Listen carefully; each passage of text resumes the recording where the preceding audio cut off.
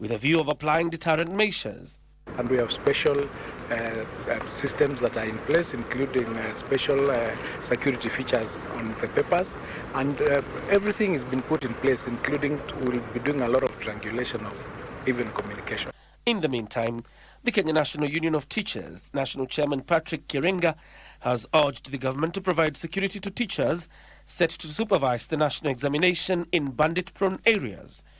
Speaking during the Samburu Nat annual general meeting in Mararal, Kiringa warned that teachers in the county may fail to access exam centers in the Suguta corridor due to insecurity in the area.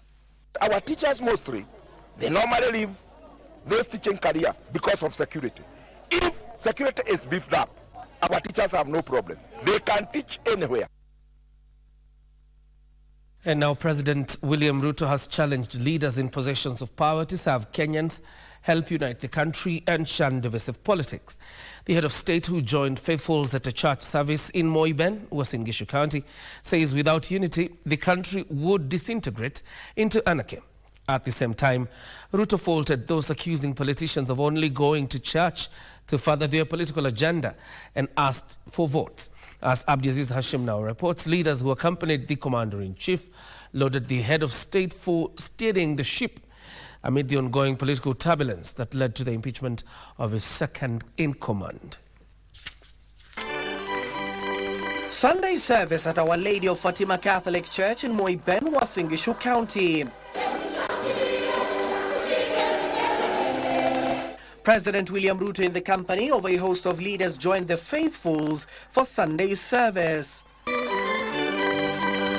It is here at the pulpit that the commander-in-chief hit out at those questioning the faith of politicians, rubbishing claims they only attend church for political expediency. We don't come to church to do or to look for politics. Sisi tunaelewa mahali ya kutafutana na masiasa na makura. Tunajua mahali ya kwenda kutafuta hiyo maneno.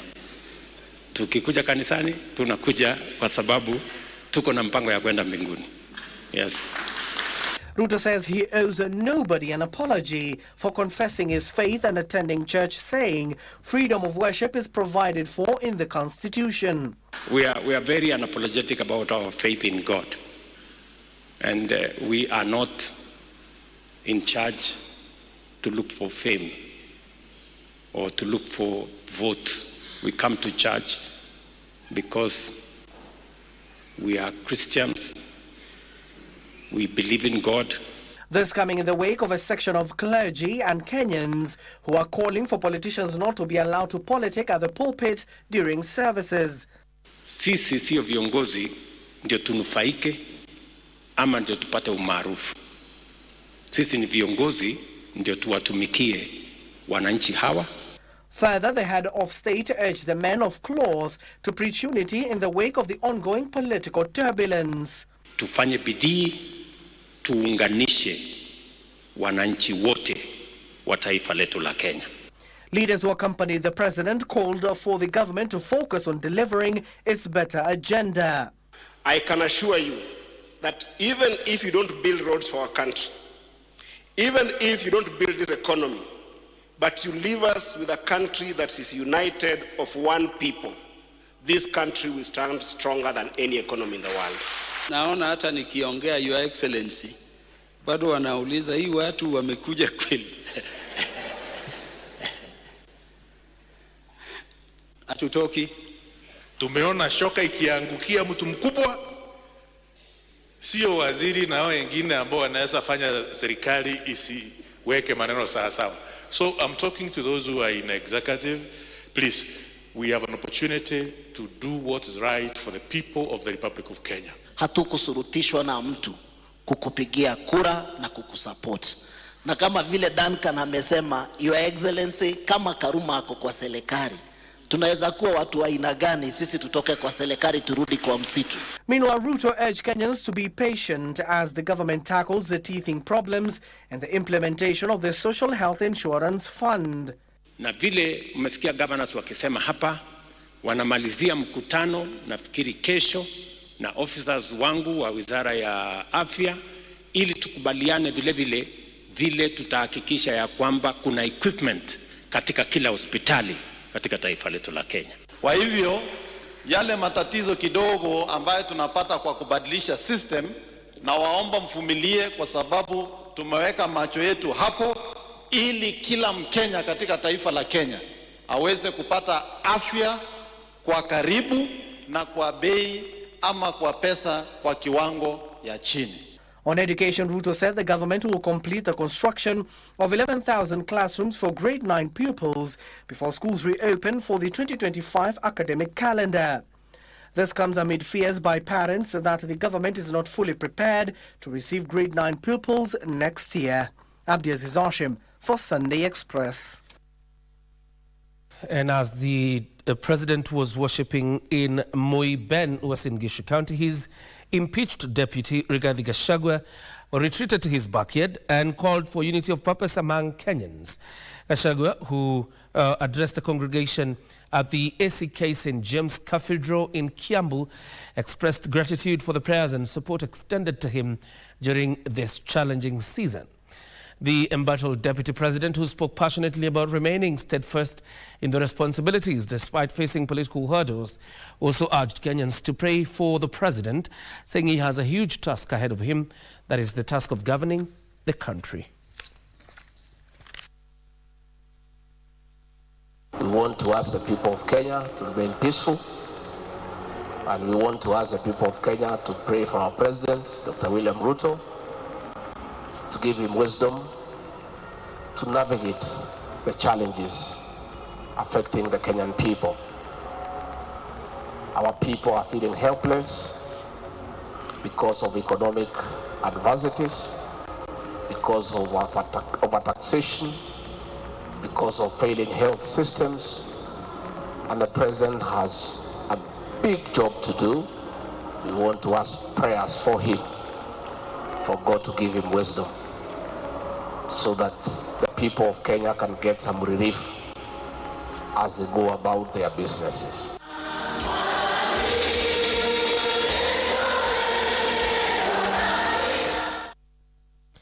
Meanwhile, the government has extended by 1 day the ongoing interviews for job opportunities in Qatar. While issuing an update on the exercise, Social Protection Cabinet Secretary Alfred Mutua, who is also the Minister for the State Department for Labour, said many Kenyans showed up hoping to secure employment overseas, necessitating the extension. Mutua, while overseeing the exercise at the Kabete National Polytechnic, however, noted that other positions in the hospitality sector had already been filled.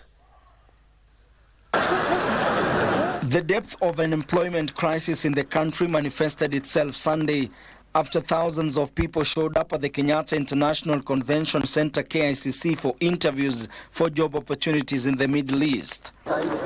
Labour and Social Protection Cabinet Secretary Alfred Mutua says the exercise will be extended to Monday noon, following massive turnout for interviews for various jobs in Qatar. So we'll be extending until tomorrow noon, because they are leaving by tomorrow evening. So tomorrow noon they're extending, but also for specifics. They want steel watu wa kufunga chuma, carpenters, masons and scaffolders. Hao ndio watakuwa wanafanya kesho, and drivers. A section of youth eyeing opportunities abroad through the government-sponsored recruitment program have raised concerns over procedural bottlenecks, even as the CS called for patience during the entire process. Nilikuja hapa kutoka 6 na still bado sijahudumiwa hadi saa hii.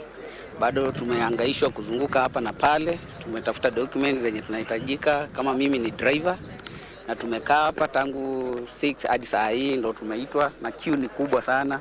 It is a bit frustrating because more people have shown up than the jobs that are available. It is also frustrating that more people have shown up and they cannot interview very fast because they are very thorough. We want to ask people, please be patient. Be patient. It's a process. It's the first time we're doing this. I'm going to take the work regional. Be patient. At Kabete National Polytechnic, Mutua said only light vehicle drivers, construction helpers, electricians, plumbers, masons, tilers, painters, welders, and ductmen will be interviewed. Positions in the hospitality sector had been filled, with only nurses being interviewed at KICC. Nimetoka Nakuru. Nilikuja hapa kutafuta kazi ya electrical engineering. Nilikuja kufanya interview. So nilikuja nikafanya interview yangu. Kibahati ya Mungu nikakuwa qualified. This initiative is part of the government's ongoing efforts to expand job opportunities abroad for Kenyans.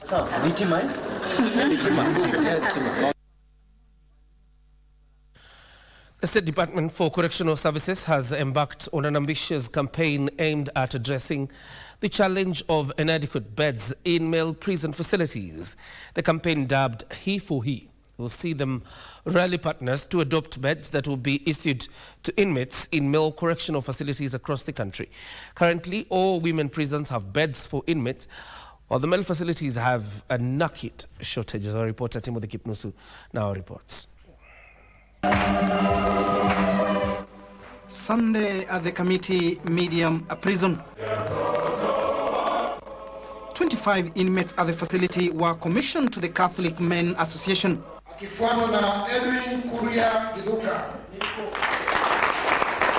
It was an event attended by Correctional Services Principal Secretary Dr. Salome Biako. It is here that she revealed plans to partner with stakeholders to provide beds to inmates in correctional facilities. The end game is intended and is in line with our reform agenda.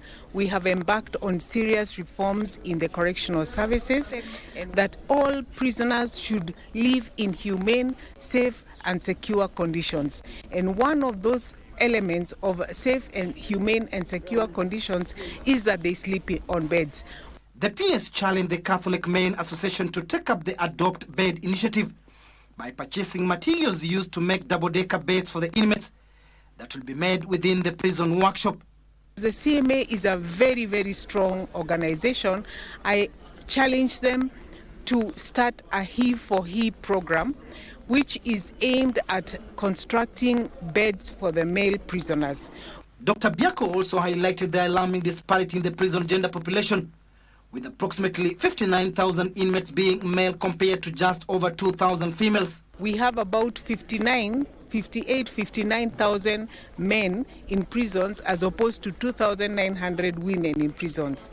And the beautiful thing is that we borrow from the founder of Faraja Foundation, Father Peter, who ensured in his lifetime that all the 46 women prisons have beds. She said the initiative marks a proactive approach to not only reforming individuals but also reducing the overall male inmate population through community support and engagement. The ongoing prison reforms have seen the department initiate a host of programs, including training for prison officers, improving medical care, automating rehabilitation programs, with 56 inmates set to graduate having studied law from the University of London next month. Timothy Kipnusu for Sunday Express. It's like the odds are always stacked against the boy child. I mean, the female facilities have beds except for male facilities. But then again, the more reason for this initiative. Now, children with congenital heart diseases in Kenya continue to face challenges in accessing treatment owing to lack of specialized equipment and medical personnel for early diagnosis and treatment.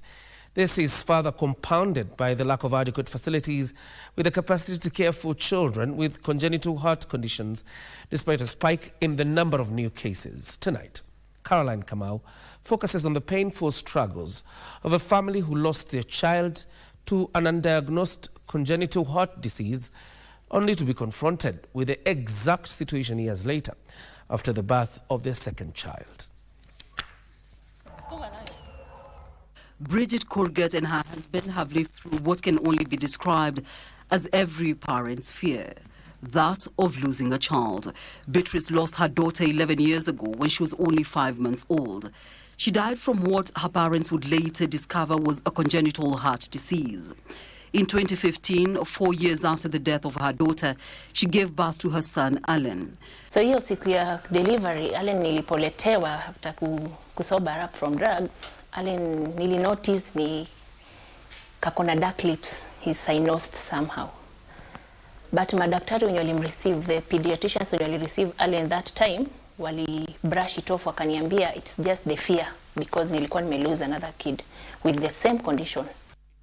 When she returned to hospital for Allen's postnatal clinic, Her child had added very little weight, a few grams from the initial delivery weight of 3.8 kilograms, which she thought was odd. When he was immunized, Allen would develop a sepsis on his foot. So tukampeleka MTRH, wakasema watamtolea kwa theater through a full anesthesia. Akapelekwa na sasa that day ndio after hiyo kutolewa hiyo abscess, daktari akatuambia he was not happy with how he was saturating. Akatu advise for seeking a cardiologist. He would then be diagnosed with pulmonary atresia and tricuspid atresia. Tricuspid atresia is where the valve in the right side of the heart did not form at creation. These valves connecting the two chambers on each side are very crucial and critical for the normal movement of blood through the heart. Occasionally, some children have that misfortune of having one of the valves not forming. The valve which takes blood to the lungs is called pulmonary valve. When it didn't form at creation, we call it pulmonary atresia. This is a rare and complex congenital heart disease, which occurs in about one child in every 1,000 births. When a baby is born with these very serious challenges, then we have to do that shunt early. If they present early, we take a vessel that is branching from the aorta. We put a graft to connect it to the lungs. So that will enable blood to reach the lungs. And once the blood is in the lungs, it gets its oxygen and comes back now to the left side of the heart. Symptoms of congenital heart disease include bluish tone to a baby's skin and lips, fatigue or feeling constantly tired, heart murmurs, poor blood circulation, rapid breathing, shortness of breath. Congenital heart disease occurs sporadically. However, in a family where there is an occurrence of the disease, there's a 4% chance of a similar occurrence in the family lineage. This theory rings true to Bridget's family, as they once again find themselves in a similar position.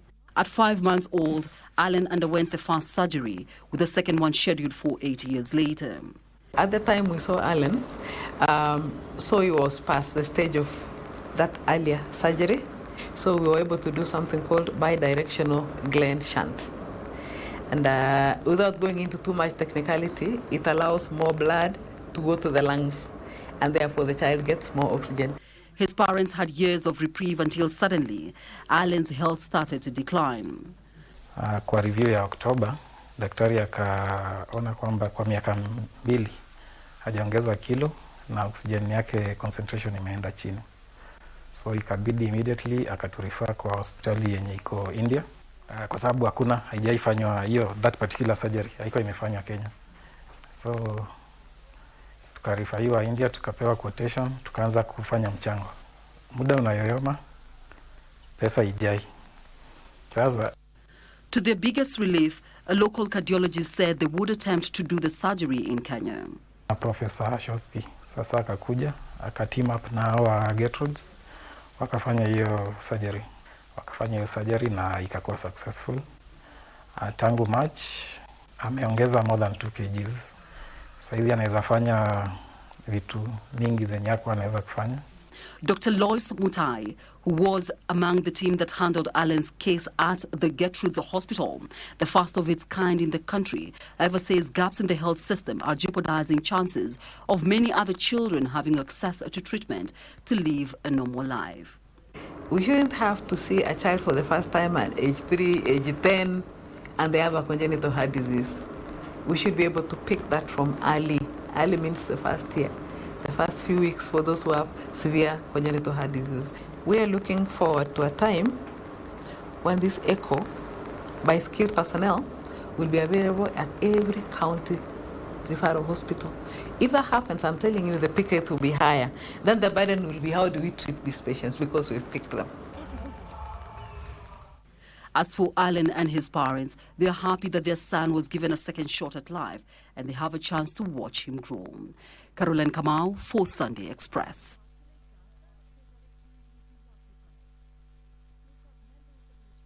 Well, it's time for us to take our first commercial breather. When we come back with more news lined up for you, including that conversation as we delve into the conversation of building rural women entrepreneurs. And our guest tonight is Mercy Gishangi. Of course, a little bit later, we'll also head to Gilgil. Tomorrow, there's a very important function happening there, the graduation of Kenya Forest Service Rangers.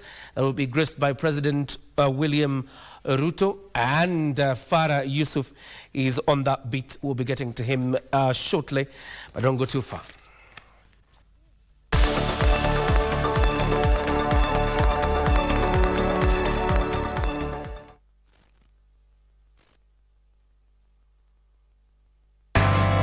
Kenya Forest Service welcomes you to the 2024 Inspector Cadets and Forester Trainees Passing Out Parade on Monday, 28th October 2024 from 7 a.m. at NYS Grounds, Gilgil. The guest of honor will be His Excellency Dr. William Samoei Ruto, President of the Republic of Kenya and Commander-in-Chief of the Defense Forces. Kenya Forest Service, trees for better lives.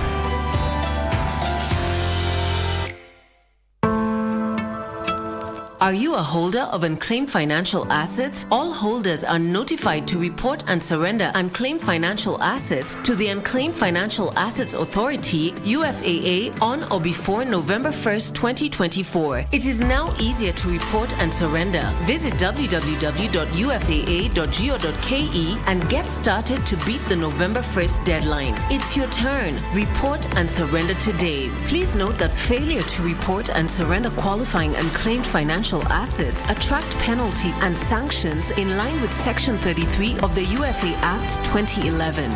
UFAA. Receive, safeguard, reunite. Rahisisha uwezo wako wa ushindi kwa kukuwa memba wa Loto Moto, na ni rahisi. Dial *570#, chagua option 1. Ukiwa memba ni rahisi kufika kwenye jukwaa hili ili kujaribu mchezo wetu wa Loto Moto Show. Na pia kama memba unajipa nafasi rahisi ya kuingia kwenye promotion zetu zinazokupa nafasi ya kujishindia chapaa na zawadi kibao kama TV, friji, pikipiki, mashamba na pia magari. Kuwa memba ni *570# option 1. Tushinde kama members.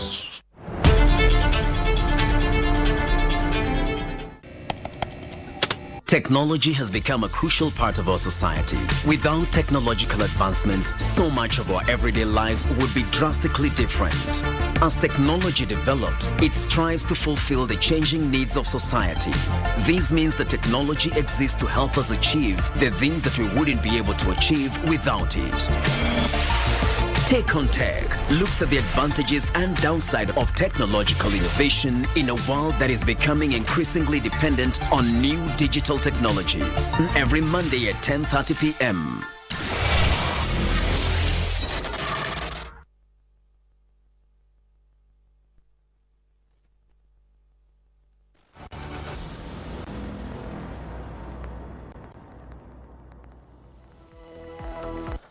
Welcome back. You're still watching the Sunday Express. The Perioperatives Technicians and Technologists Association of Kenya wants the government to fast-track the process of employing their members. The group who assist during surgeries and take care of anesthesia and equipment for surgeries are decrying the lack of job opportunities despite having the necessary education and expertise. Speaking during elections of association leaders in Nairobi, the group further said perioperatives technicians and technologists play a critical role in saving lives but have been neglected and are not well remunerated for their work. Additionally, they alleged harassment and intimidation of their members while working in theatres and government health facilities, calling for better working conditions and compensation.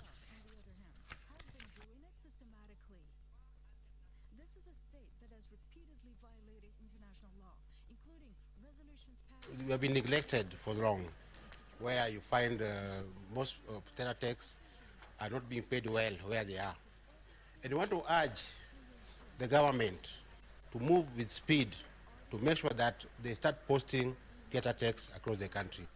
You know, they do the most critical work, saving life. And therefore, we want the government to look at them and make sure that in the scheme of service, which we have, as the members, we have taken our views, that they be considered. We've achieved some of the major objectives that we had, and there are some that are still underway. We are still planning to achieve them. That is the collaborations with the different stakeholders in the both ministries and our nurses as well. These are professionals who are just the same as other professionals, like nurses and clinicians. We should not be intimidated. We should not be taken for granted. May this message reach out to everyone out there who handle the theatre techs as if they are not trained, as if they are quacks. You should know that they have been accredited by the government. Time for us now to link up with Yusuf Farah, who is away in Gilgil town, Gilgil constituency, and particularly the Kenya Forest Service College. This is where the graduation for those forest rangers will be happening tomorrow, and it will be graced by His Excellency President William Ruto. Farah, if you can hear me, just quickly bring us up to date on the preparations ahead of that day tomorrow. Farah.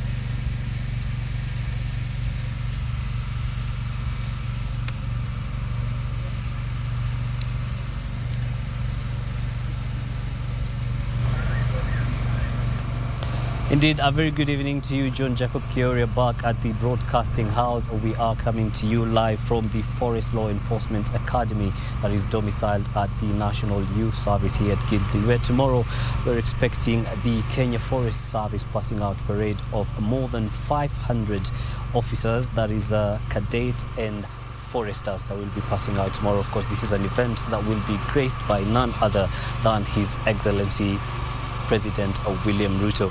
And right now, just to get a gist of what to expect tomorrow, I'm joined by Madam Charity Munyasia, who is the Senior Deputy Chief Conservator of Forest. Madam, good evening. Good evening. Thank you very much for joining us tonight.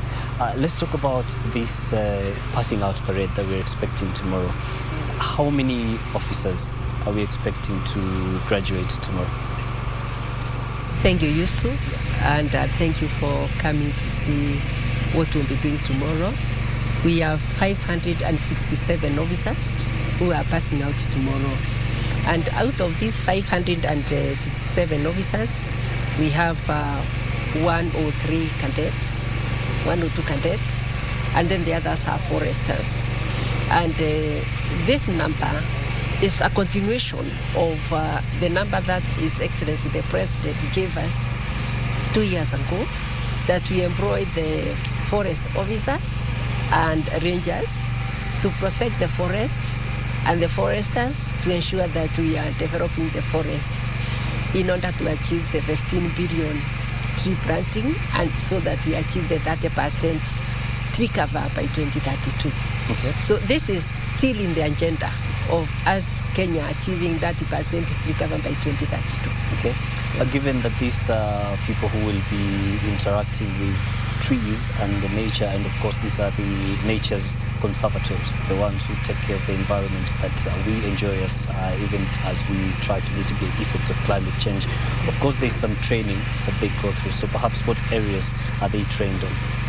They have been trained on law enforcement, that is the Forest Conservation and Management Act 2016, how to implement that law in the field.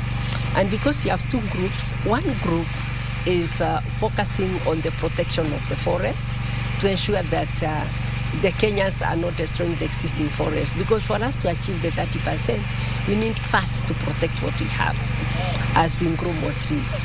And then the other group of the foresters, which is the big group, it is the team that has got the technical know-how. They have been trained at the Kenya Forest College, Rondiani. Some have, they have diplomas in forestry, and these are the people who now be in charge of forest areas. They are the people who will be advising the Kenyans in their farms and in other places on how to grow the trees. Because to achieve the 30% tree cover, you really need technical know-how, and these officers have the technical know-how. Now, on the part of paramilitary training, it is very essential, because when you are dealing with protecting the forest, like you arrest people, you have to know how to take them to the police station. And we had cases whereby our officers have even been cut with pangas by the roam breakers. When the economy is not good in the country, people look for the nearest alternative of getting resources, and the forest always becomes a victim. And therefore, for the officers to be effective in protecting the forests, they need to be trained on paramilitary issues, how to handle a lawbreaker, how to ensure that they protect themselves and the forest from being destroyed. And also it is a course that makes sure that the officers are resilient, they can handle any situation, when inside the forest or outside the forest. Yeah. That's very key for these officers, because like the maneuvers which they go and do in the forest, they really help them to protect the forest and to protect themselves. And the kind of training they have received, the paramilitary training, it's not like the military training. It is para, meaning they are being trained not to, if you are with a gun, don't kill, but disable. So if you are really coming so close, they can shoot your leg so that they disable you from moving. So that's the kind of training they have been going through. And we believe through our Forest Law Enforcement Academy, which is hosted here by National Youth Service, we had requested for a place here in National Youth Service because our place is small at Kenya Forest College Rondiani. And also with this goal of 30% tree cover by 2032, and the employment of the foresters by the Kenya Forest Service and by the county governments and the NGOs in the country, so many people, so many Kenyans have shown interest in training in forestry, because our college was actually shrinking. We had just 1,090 students, but right now at Kenya Forest College Rondiani we have 506 students who are training in issues forestry. So the awareness in the country of planting trees, growing trees, it has really come up, and we are one sector that has seriously benefited in this government, because we really feel the government, or His Excellency the President, is focusing on where it matters, because environment is the bedrock of all development in this nation.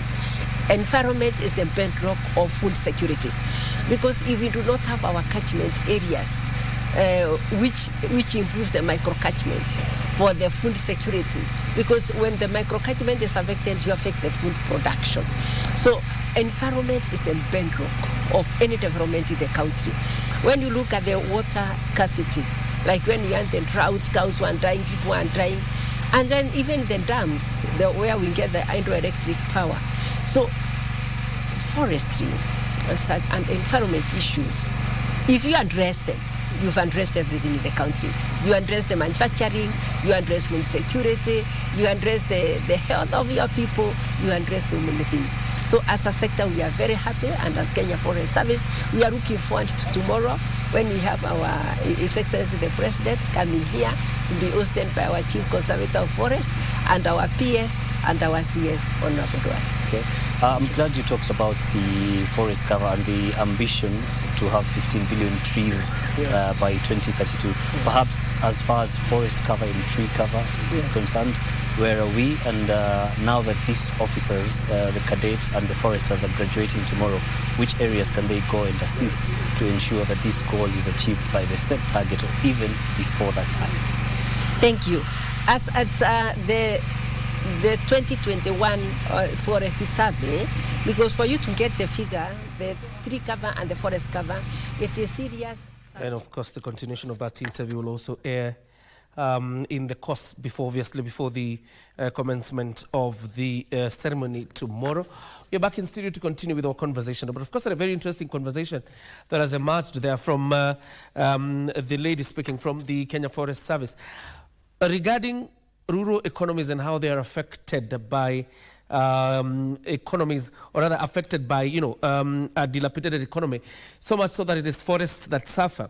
And that conversation probably has been kick-started because it will be the basis of the conversation we'll be having, particularly focusing on rural women and entrepreneurship, so that again, the benefit is not carried by the environment or the forest. But you're taking a very short breather. Then we come back to pick up that conversation with Mercy Gishangi.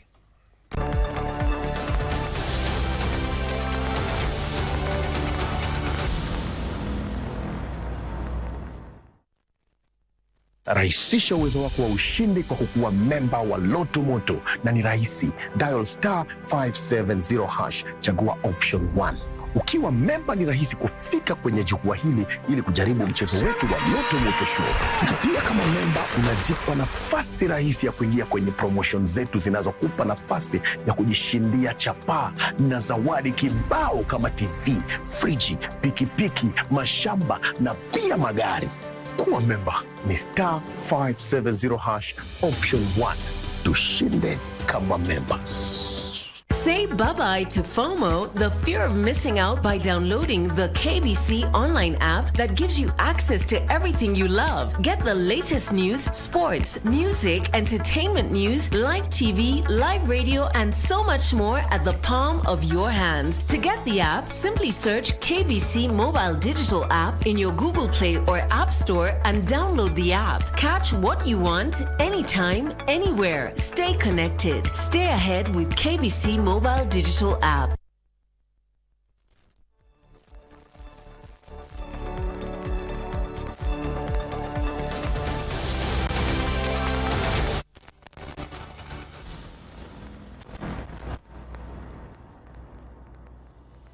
Welcome back to Sunday Express. Masi Gishangi is the country manager for the Grasa Machel Trust, and of course there is our women entrepreneurs bit of that trust. You will be telling us about it. But first of all, Masi, karibu sana. Asante. How are you doing? I'm doing well. You're well? Yes. Tell us about, you've also listened to that interview. And what is being averred there is the consequences of a bad economy on the environment. And this is what you're trying to undo yourself as the Grasa Machel Trust. But first of all, tell us, what are the main challenges that are faced by women entrepreneurs, and particularly in the rural areas? Thank you so much. Women entrepreneurs in the rural areas face many, many issues.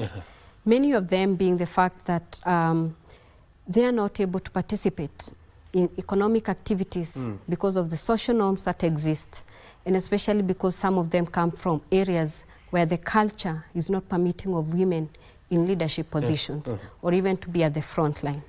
We also look at women having many, many household activities. They are taking care of children, they are taking care of livestock, they are taking care of the farms. So at the end of the day, the woman has very little time to be able to generate income. So as a result, the women end up being the most impoverished and the most disadvantaged in the communities. So through the Grasa Machel Trust, it's looking at how then do we empower these women to be able to create wealth and generate income to sustain their livelihoods and that of their families. And as we talk about some of the avenues you're creating for them, and I'm sure you have a lot of programs you'll be telling us about them in the country, that aspect of environmental degradation being a direct consequence of disempowerment, particularly with the rural folk, is this something you have encountered? Yes. When you look at the rural women, one of the issues is that they will be cooking with firewood, and this is part of the greatest economic activities they have. This is a disadvantage to them because firewood emits a lot of gas, so it's not favorable for them or the children, but also the fact that they are actually doing away with the same environment that they need to conserve for their survival and that of their children. So the degradation of the environment then happens because they have no other means to earn a living.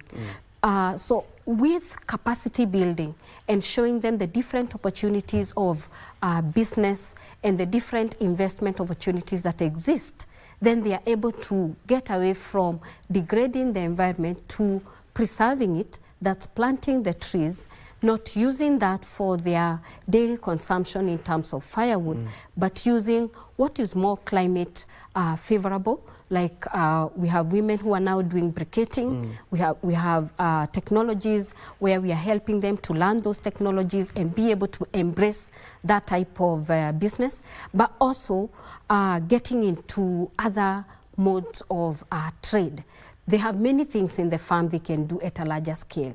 So they are then encouraged to be able to invest in those and run away from what they would be, they would take from the farms that degrades the environment. So we work very much on climate change and initiatives on planting trees, getting the women to use renewable energy, that's solar, the briquetting, cook stoves, which is a really big milestone, especially for rural women. So even working with them to get into collectives so that they are able to get into saving groups, get some money, get a proper cooking stove, then they can be able to use a briquette and not use firewood. Then we have a trickle effect of better health for the children, that from eyesight to they are able to read at night because they are not depending on firewood, using solar lighting systems. That then helps with the rural livelihoods becoming better and the women and children having better places to live in their homes. Tell us about the Women Creating Wealth program under the Graça Machel Trust and what you're doing. Of course, you explained to us a bit regarding the concept of environmental conservation, but that's just not all. Yes, thank you very much. The Graça Machel Trust focuses on catalyzing women economic and social progress, striving to elevate the status of the woman and looking at the challenges that these women face through collective action and advocacy from a socio-political and economic point of view. And from the economic point of view, then it is accelerating women economic advancement.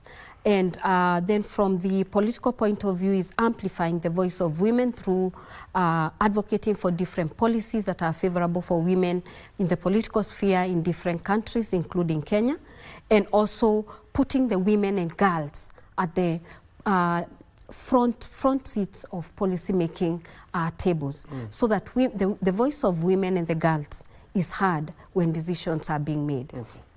So when we look at our programs at the Graça Machel Trust, then we are saying we are looking mainly at empowering the women from a political point of view, a social point of view, and an economic point of view. Let me discuss the economic point of view first. We have the Women Creating Wealth program, which is the entrepreneurship flagship project. This particular project currently has Women Creating Wealth intergenerational program that covers both the younger women, that's 18 to 35, and 36 and above. That's why it's intergenerational. This particular program then looks at recruiting women of all ages in all sectors of the economy across the 47 counties in Kenya into the program to build their capacity through training, and they train through a self-paced online Ignite course. This is a 10-month program, and they spend about 3 to 5 months on that Ignite course. The skills they learn are basic business skills. They also learn bookkeeping, financial management, and they also learn skills on personal growth and development, as well as financial management. Besides that, we offer them 5 months comprehensive technical assistance. What do I mean by that? We offer them coaching and mentorship, which we have realized women in entrepreneurship require, even women in politics also require coaching and mentorship, because that is the hand-holding of the person that then helps them embrace what they learned in the skills training and make it practical. So we give them technical coaching through business readiness coaching with a coach on that. Then they get another coach on financial access, and they get another coach on market access. So by the time we are done with this entrepreneur in 10 months, they have gone through 3 different coaches with very, very comprehensive training and hand-holding. The end product is a clear business plan and a pitch deck, which then they can use to any investor in this world and any other person that is willing to support their business. Help me understand this. After 10 months, this rural woman will graduate. Yes. From this training. Yes. Is there a form of support, for example, let's say a kickstart kitty for a small business they would want to start? Or is it just training and empowerment in terms of skills? Yes. So twofold into that question. One, as the Graça Machel Trust, we have Afrishella, our gender lens investing arm, which then works at ensuring that once we prepare the women for financial readiness through the coaching and mentorship, then they are able to access finance from investors who are either local or international, and with funds which are mainly not within the trust. However, AfriShella does have a very small kitty, which then is given to the entrepreneurs as a grant. As a credit or as a grant? As a grant. Okay. However, it's little and not all of them are able to benefit. Okay. So the larger group of them, like in Kenya currently, we have 700 entrepreneurs onto the program. So not all the 700 can be able to get onto this kitty. But once we prepare them for investor readiness, they are in a position to access financing everywhere, from financial institutions, from private investors, from people who want to give them grants and equity, which must not be within the trust. So we ensure that we prepare this person to be able to face the world and compete on their own, even when they are not being handheld. And besides that, after they graduate, they then are able to get into a community of practice where we bring together all entrepreneurs of the different countries this program is running. So this current program is running in 6 countries. That's Kenya, Tanzania, Zambia, Malawi, South Africa, and Senegal. So this particular program then is able to integrate all these entrepreneurs in the 6 countries into one community of practice where they can network among each other, get markets among each other, and also access financial opportunities in the different countries. All right. A quick one, because I have about 3 minutes before I wind up. Success stories. Yes. How many success stories have you recorded? You've told us you're in 6 countries, Kenya including, and particularly back home, here in Kenya. How many success stories do you have? I think we would say we have about 12 success stories. Yes. Distributed across the country? Distributed across Kenya. We have an aquaculture business in Kisumu. We have blue economy at the coast. We have women doing briquetting at the coast as well. We have women in Nairobi who are doing agriculture, urban agriculture. We have trade. We have manufacturing and value addition here. We have Central in Narok, as well as Kajiado, as well as Machakos, with agribusiness. I would say the largest number of our success stories mainly falls within agriculture and agribusiness and manufacturing and value addition. And that means that's where the rural entrepreneurs want to focus their energies on. That is where the energy is, because in the rural areas, we are mainly focusing on agriculture and agribusiness. Okay. Yeah. As we wind up, how does one join that program? Thank you very much. So right now we have a call for application, and would want to recruit all the women who have at least 2 years experience in business and have at least a turnover of about $5,000 to $500,000 per year. To break it down in Kenya shillings, at least somebody is making 40,000 Kenya shillings in their sales every month. And for you to also qualify for the program, you at least need some education up to secondary school level, because the program, the beginning bit, which is the skills training, is done through an online platform. So at least someone needs to have basic understanding of using the internet, English, and a bit of education. But from secondary school and above, one can be able to join the program. So they just need to go to our website, the Grasa Machel Trust website, and they will find the application call there, and they should apply and submit as soon as possible, because we are about to close, and we are closing by mid-December.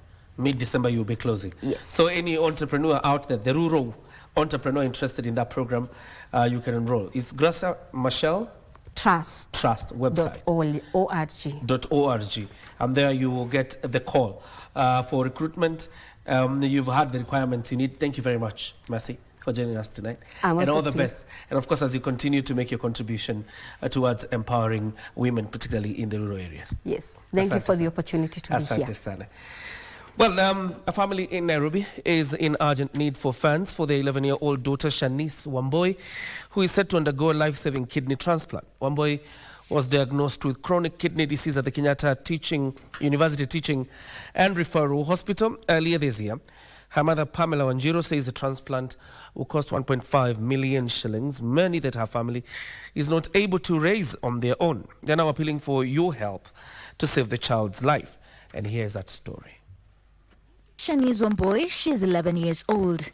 Shanice is supposed to sit for KBC exam starting Monday, but due to chronic kidney ailment, she may not be able to do so. Shanice Wamboi ako 11 years na alikuwa diagnosed na kidney disease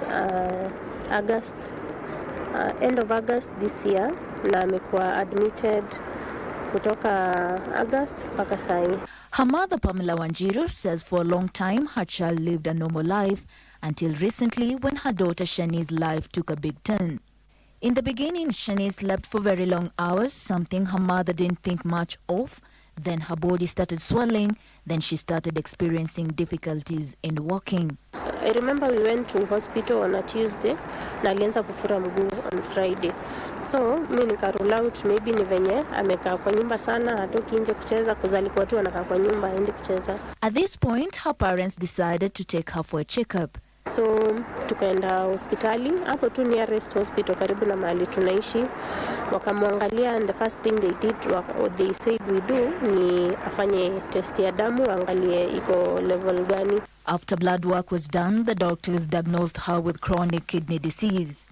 Shanice was referred to Kenyatta University Hospital for blood transfusion, which she has been undergoing before she is scheduled for a life-saving kidney transplant. Na since hiyo hosi tulikuwa haifanye transfusion, they wrote us a referral letter, wakatuambia tuende KU. Sasa KU ndio tulienda tukaanza process, ndio sasa wakaanza the whole process again ya lazima mtoto afanywe transfusion. It has not been easy for Pamela, Shani's mother, who says that her child is supposed to join her peers in sitting for the KBC exams, but she has missed most of her coursework this term, and she's not sure she will be able to sit for the examination. And it hasn't been easy, especially for her, kwa sababu pia yeye anajiuliza kwa nini hayuko shule, kwa nini anakunywa madawa mingi, because she was taking a lot of medication at first kwa sababu her pressures were high. She's supposed to have an exam on Monday. She's in grade 6 ya KBC. We are not sure kama bado atafanya. But an even bigger test for this family is how to raise the money they need for her child's kidney transplant. She's now appealing to well-wishers to come to their aid to save Shanice Wambo's life. To support the family, you can channel your funds to pay bill number 803-5481. Account name, you put your name.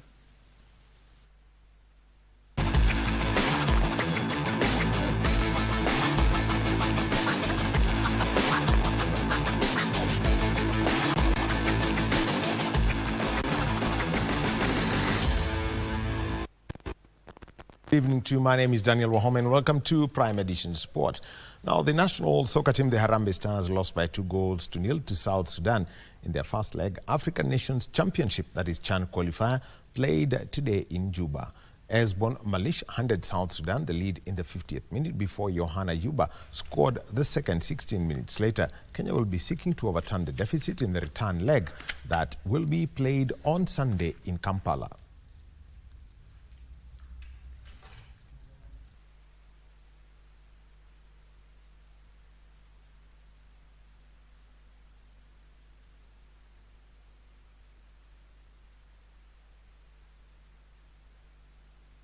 The national women's soccer team, the Harambee Starlets, lost their second match at the ongoing Pink Ladies Cup in Turkey after being beaten by 4-0 by Russia at the Emirhan Stadium in Antalya.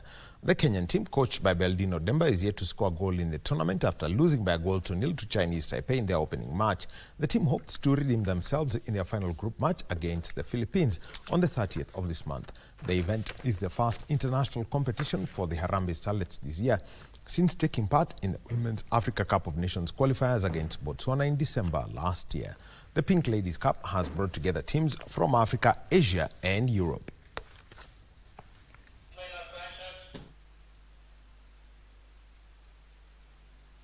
And Ronald Kurgat and Gladys Chemutai emerged winners of the Standard Chartered Nairobi Marathon held today at the Uhuru Gardens. This year's race attracted a total of 25,000 runners who participated in 5 race categories. Ronald Kimeli won the men's 42-kilometer race in 2 hours 13 minutes 5 seconds, while Dominic Kipkirui finished second, crossing the line in 2 hours 13 minutes 13 seconds, as Peter Kwemoe was placed third in 2 hours 13 minutes 14 seconds. Gladys Chemutai came home fastest in the women's division, posting 2 hours 31 minutes and 52 seconds, while Caroline Koech and Joy Kimuma wound up in second and third positions respectively. John Wambua won the men's 21-kilometer wheelchair race in 1 hour 29 minutes and 32nd, while Milton Ilahuya and Caleb Henry were placed 2nd and 3rd, respectively. Caroline Wanjera won the women's race.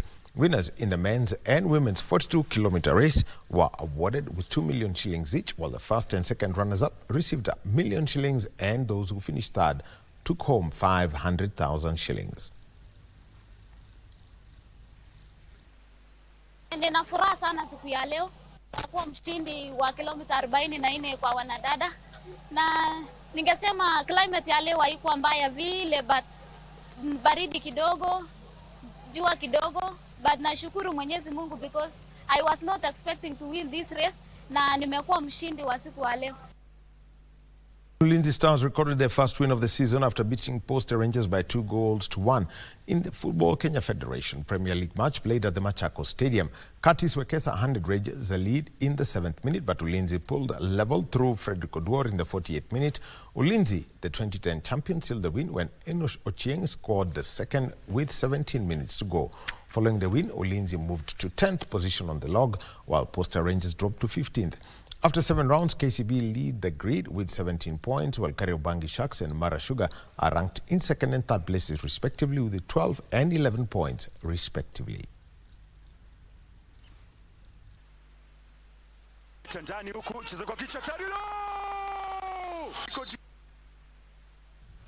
And preparations for the burial of the former international Gor Mahia defender Austin Oduor are on course as efforts are put in place to give the Mandela Cup winner a befitting send-off. Oduor will be buried on his farm in Makunga, Navaholo, Kakamega County on the 9th of November.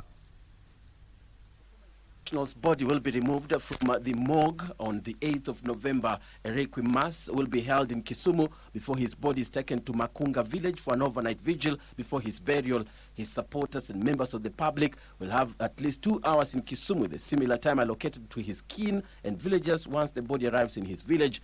The chairman of the National Funeral Committee, Eliud Owalo, said the government, through the Minister of Sports, is doing everything possible to ensure that the former international is given a befitting send-off. Owalo spoke as he led the committee for a preparation meeting with family members at the late's home in Makunga, Kakamega County. We have had deliberations with the family, and we have agreed as follows. One, that the burial remains on Saturday, the 9th of November 2024. The body will leave Aga Khan Hospital on the 8th, mid-morning, and then a church service, a funeral church service will be held at the Catholic Church in Milimani, Kisumu. Former internationals who graced the occasion hailed the departed hero as one of the best this country has produced. Austin was, I was stopper, he was sweeper, and our partnership was very well organized, just like myself and Morilas. In that defense, you wouldn't go through. If you pass me, you wouldn't go through him. So I want to say that we've lost a great leader in the field of sports. And also as a person, he was so unique. He was so strict, and I liked him so much for that. Oduor died on October 16th. 17 women's soccer team was bundled out of the FIFA Under-17 Women's World Cup after losing by 2-0 in USA in the quarterfinal played in the Dominican Republic last night. Following the win, the USA has qualified for the semis and will face North Korea, while Nigeria becomes the 3rd African country to exit the competition after Zambia and Kenya were bundled out in the group phase. In the other quarterfinal result, North Korea beat Poland by 1-0. The other quarterfinal fixtures will see Spain take on Ecuador, while Japan will take on England.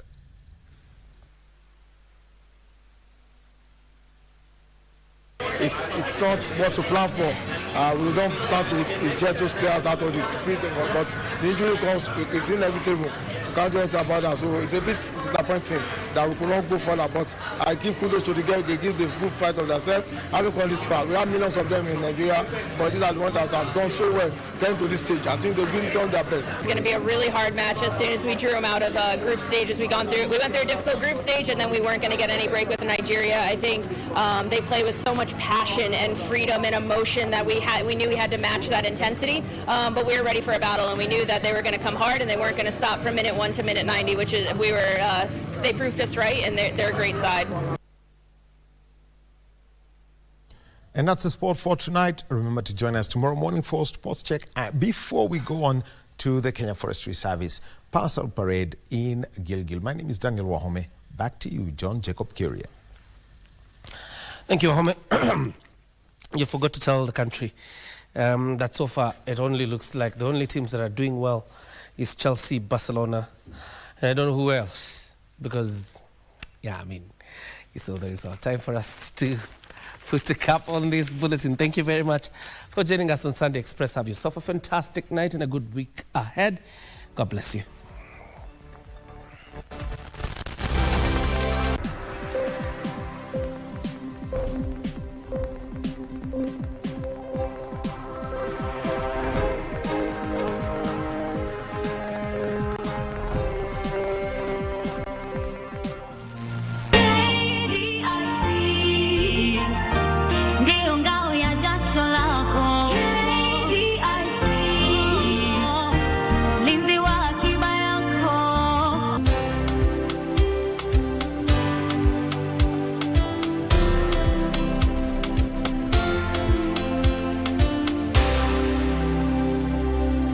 KDIC, safer, stronger together.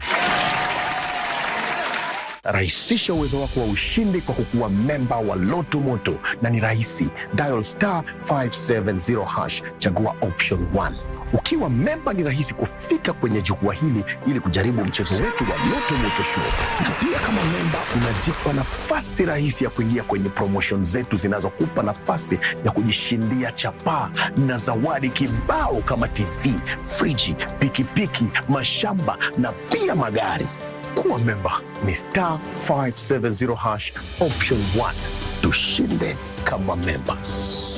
Say bye-bye to FOMO, the fear of missing out, by downloading the KBC Online app that gives you access to everything you love. Get the latest news, sports, music, entertainment news, live TV, live radio, and so much more at the palm of your hands. To get the app, simply search KBC Mobile Digital App in your Google Play or App Store and download the app. Catch what you want, anytime, anywhere. Stay connected. Stay ahead with KBC Mobile Digital App.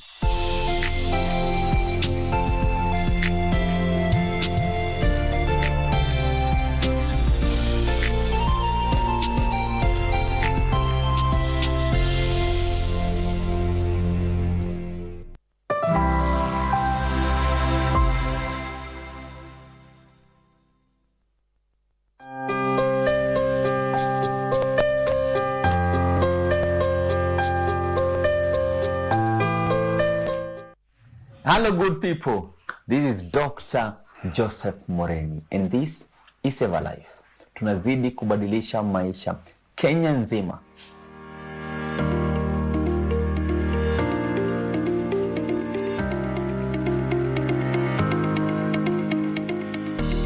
You are a fighter.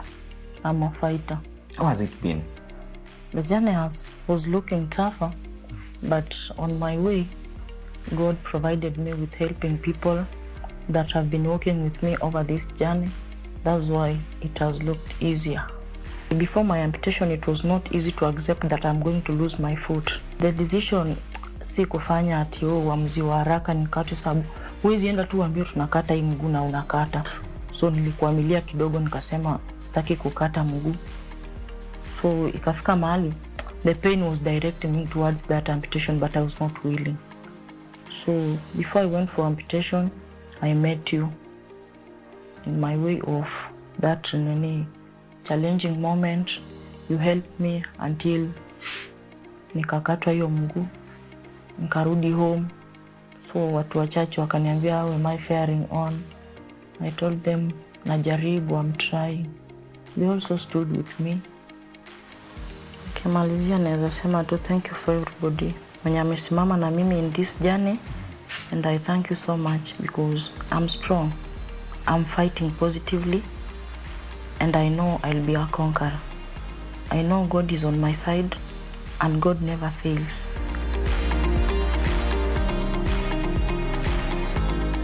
So that's Lydia. She became a friend and we have been walking this journey with her, and she's amazing. She's a fighter. We'll continue, supporting her. Thank you for those who have been supporting her, praying for her, and Save Her Life continues in transforming lives all over the country.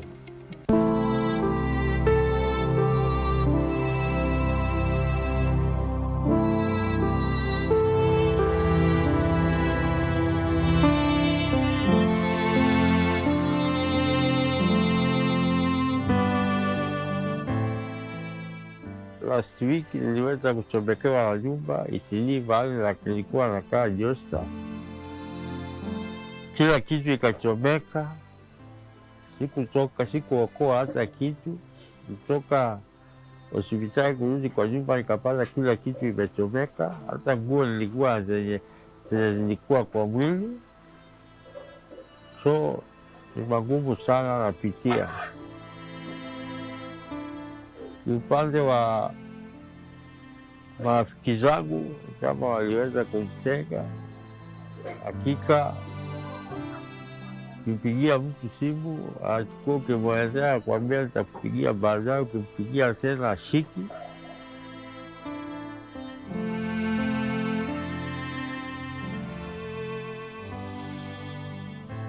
Abednego was in hospital to seek medication, only to come back home and find everything in his house burnt into ashes, an ordeal that got him contemplating of suicide.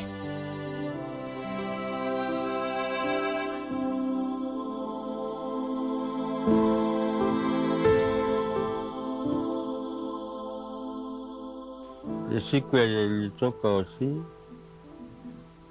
hosi, akimbia asikia nimeumwa, akimbia kwa nyumba nipumzike, nikunywa dawa nipumzike.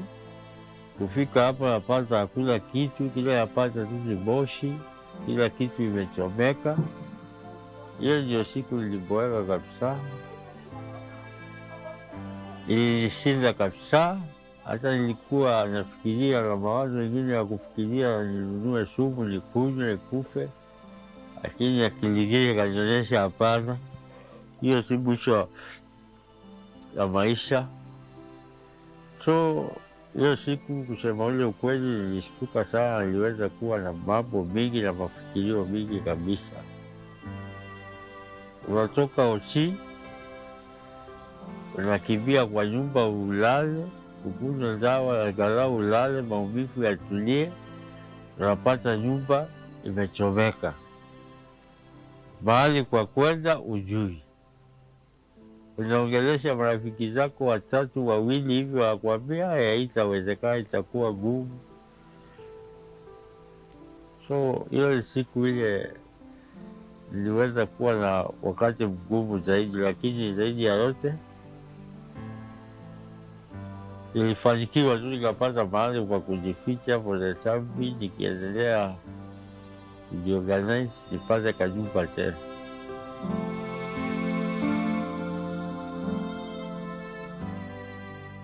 The incident saw him live in different houses with his family, a wife and child, as they were left with nothing and had to seek refuge in their friends' abode.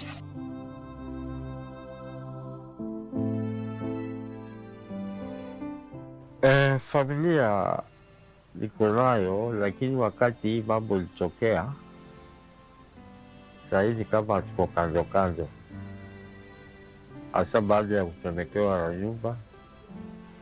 Hii maanake hatukuwa pesa ya kwenda kukodisha nyumba ingine, ilibidi aingie kwa rafiki yake na mimi kuja kwa rafiki yake, but na communicate. Inauma pia. Maanake saa zingine unakaa unafikiria kuhusu mtoto wako, pia ulikuwa mnakaa kwa nyumba ya kufurahisha, mnacheza pale na kuongelesha, unafurahia. Saa hii hiyo time hakuna. Hata ukitaka kumwona mpaka utafute mahali babake yuko ndio uweze kumwona, na mkiongea hamna ile freedom ya kuongea. Ni kama nusu saa hivi maanake yako kwa wenyewe na mwachani. Huwezi enda naye, uko kwa wenyewe, mambo kama hayo sasa. So inauma pia sana. Bibi yako amekuwa tukisupport wazazi, Mimi kwa saa hii si vile, maanake hata yeye huwa alitegemea. Hasa zingine wanaweza kufikia tu akupigia simu akuitisha pesa ya chakula na una. So ukimwambia una, saa zingine wanaweza pata hata amekublock kwa simu mpaka nimtafute tuonane macho kwa macho.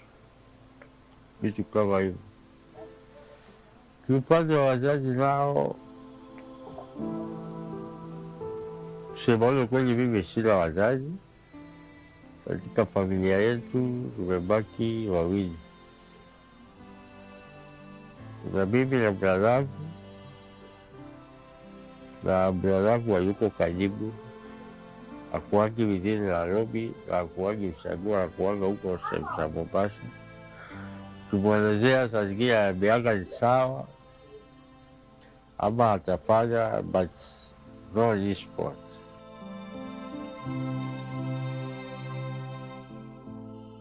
He has been depending on casual jobs at Kariakor Market, and it's by luck he barely meets his own basic needs. Kusema ule kweli, zile challenges nimepitia ni mingi sana. Upande wa pesa, ugonjwa, hasa ugonjwa. Ile kazi nafanya ni kazi na nini, ile tu kutafuta wa mke, leo unaweza pata, kesho kose, hivyo hivyo. Upande wa nini, upande wa ugonjwa nasumbuka sana. Ile mnapoona saa zingine naweza amka hata nisije kuamka ni kuumwa. Inauma mpaka inabidi nikae kama nimelala. Siwezi enda mahali. Inabidi tu nitulie mpaka nikimeza painkillers. Pengine inaweza tulia kidogo, lakini hata siwezi fanya chochote. Inaweza amka tu ipige hata kama ni wiki moja na kitu hivi, siendi popote. Ni kuumwa. Hapa tu ina affect, ikianza kuuma tu ina affect hapa nje, huwa inauma kabisa, inapiga huku karibu na jicho hivi, alafu na meno. Huwa inasumbua sana ikianza kuuma.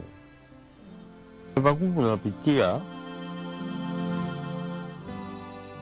shida ya pesa za kwenda OC.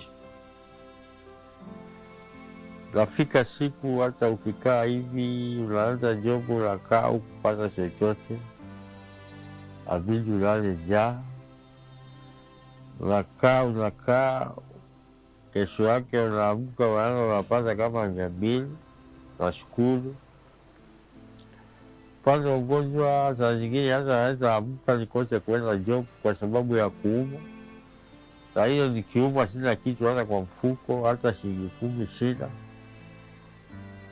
Nabidi tu nipigie watu tofauti wanisaidie, wengine wanaignore simu, wengine wanachukua wananiambia baadaye, nijaribu kumpigia tena ashiki simu.